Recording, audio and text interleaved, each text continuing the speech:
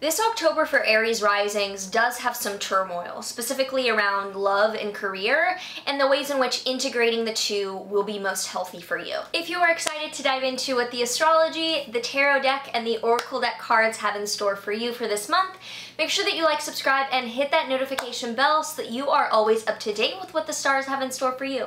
This video is brought to you by my very own Astrology Academy course. I've been working on this course for so many months, testing it, refining it, reiterating it, and making it the product that I would have wanted for me to start out when I was learning astrology. So all the information is below if that's something that you're interested in, as well as a 1-hour webinar that I did, which is just a very, very brief overview to how to start learning astrology, so that if you know that you want to commit, you can look at that down below. But if you are more interested in like dipping your toe in or seeing what astrology exactly is, the webinar is also linked down below. Either way, I'm excited to start learning with you in the weeks and months and future to come. Hi, I'm Maren. I am a professional astrologer, author, and philosophy student. I combine traditional Hellenistic astrology techniques with modern psychological counseling dynamics in order to provide grounded spiritual guidance. So this whole entire month, we're going to have the conversation of Mars in Aries in your first house, squaring Saturn, Pluto, and Jupiter in your Capricorn 10th house. So Mars in your first house is indicating a lot of aggression and drive and ability to assert yourself, whereas the 10th house Capricorn planets indicate a lot of expansive crisis that is still going on in your career world. That this is not new, but it is demonstrating that your drive to push forward yourself is at odds with some continual impediments in your career, or some expectation that is really, really demanding and very sober in that area of your life. So this will be going on throughout the whole month. It's nothing new, but it will be toning this pressure cooker between you and your identity and your career. On the 1st as well, through the 5th, we have Jupiter in your Capricorn 10th house, sextiling Neptune in your Pisces 12th house. And this is a year-long aspect, so that this is something that has been coloring the year. It's a better than nothing aspect that we're kind of speaking about more than we usually would, because there's not that much positive astrology in 2020. But this is about the expansiveness that you see in your career, that there's actually growth happening in your career, powered somewhat by the opportunities of your spiritual practice. That this Neptune in your Pisces 12th is opportunities for spiritual growth that are allowing you to see the light at the end of the tunnel of your career matters, so that it's not all doom and gloom. On the 1st as well, we have an Aries full moon at 9 degrees of Aries and Libra happening between your 1st house and 7th house axis. That this is a culmination for the past several months, especially the past month, around something coming to a close around your identity in relation to a relationship. And this doesn't mean that a relationship is ending or that there's like a chapter ending necessarily, but that there's a completion or a culmination of something regarding interpersonal matters because of a development that you've been doing yourself. So it very much is a coming out as you, and that ends a certain dynamic in relational matters. There's a full video on this down below if you would like to get the full scoop, because particularly this is happening in your sign, and it's definitely an anarchist full moon is the way I describe it. A lot of release, a lot of turmoil, and I would highly recommend that you do understand how that is happening for you and your rising sign.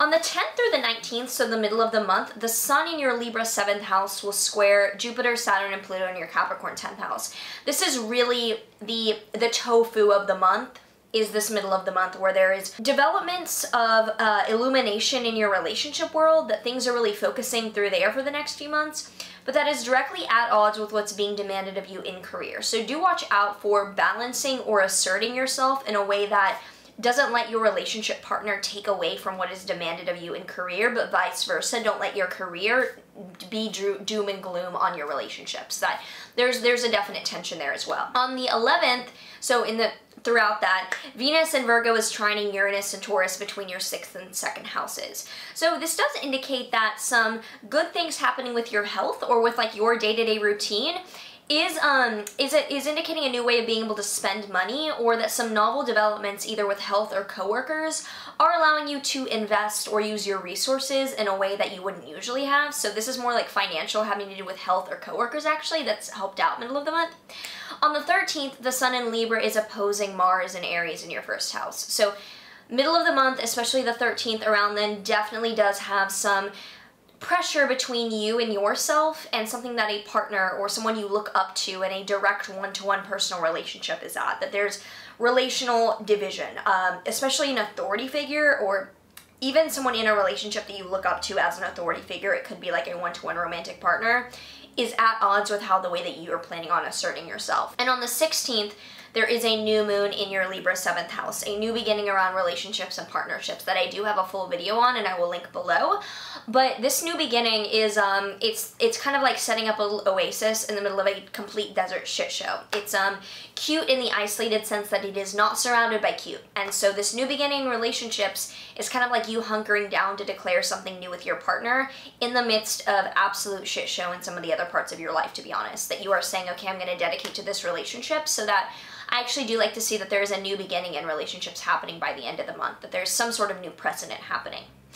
On the 18th, Venus in your Virgo 6th house is opposing Neptune in your Pisces 12th house. So watch out on the 18th about being deluded to or being lied about, especially with coworkers or your health. I would double check that. Just that. On the 18th through the 25th, the month does wrap up with Venus and Virgo in your 6th house, trine Jupiter, Pluto, and Saturn in your Capricorn 10th house. This is a really great Earth trine with Venus and Virgo in your 6th, trine the Capricorn planets in your 10th, indicating some supreme harmony between your health and your day-to-day grind and what that allows you to do in your career. I think you're like getting your, with Mars in your first, you might be getting your exercise or like your health on track, and that is allowing you to better pursue your career goals. I really see that as a really high point actually in the midst of the interpersonal matters, like you're killing it. And finally, on the 31st, the Sun in your Scorpio 8th house is opposing Uranus in your Taurus 2nd house. So surprising, no, I don't want to say surprising because that's a cop-out, but erratic or rebellious financial activity on the 31st. On Halloween, I would expect, or nearing the end of the month, some erratic partner, someone. You might be connected to someone financially who ends up making erratic choices that then affect your finances in a way that feels unstable. So if you're connected financially to someone right now, do make sure that they understand the game plan. And this month is turmoil for everyone, and for you it is particularly around love versus career, but you are actually doing your thing. That actually you're doing pretty strong. It's about how to fix the isolated islands, so to speak, in the rest of your life. If you do have any thoughts around the astrology coming up this October for you, do let me know in the comments down below. I'd love to hear from you before we do get into some tarot cards. So for a tarot card, we have the Knight of Cups reversed. So the Knight of Cups is the initiation for emotional fulfillment. Knight is action, Cups is emotions. But the fact that it's reversed indicates that going about emotional fulfillment this month is not the game plan, that we should be focused on revising or rethinking the ways that we do feel gratification, so that you are rethinking like the way that you receive dopamine. Like, what are you getting your dopamine hits from, and what is a more sustainable option? For a Work Your Light Oracle deck card, you guys are the first ones of this filming session. The Ever Unfolding Rose, cracked open. It's happening for you, not to you. So in the midst of so much reshifting and recalibrating right now, if we think of it as an ever unfolding rose rather than some type of long, hard path, it might bring some beauty into the way that things are literally unfolding. That if we can see our process as a spiral rather than a downhill, or even like a linear journey, can be kind of harmful, because then when things aren't linear progress, it can feel really threatening to our sense of reality. Remembering that it's ever unfolding, it's not all good or bad. Like the quote says, amor fati, love your fate. Accepting that which is coming rather than describing it as good or bad, and seeing yourself as navigating those waters more than trying to wrangle with an animal here. If you enjoyed this and you would like to check out my personal consultations below, if I am open for readings, I would love to read for you, and if I'm not right now at this time, you will be notified of a waitlist and places to join so that you can hear when I am reopened. But other things, astrology webinar is down below, 1 hour to really get you started and learn from me directly, you know, what the first things I would guide you on are. Astrology Academy is down below if you are ready to dive into this on a semester-esque, really committed level. I'm excited to learn with you in that way.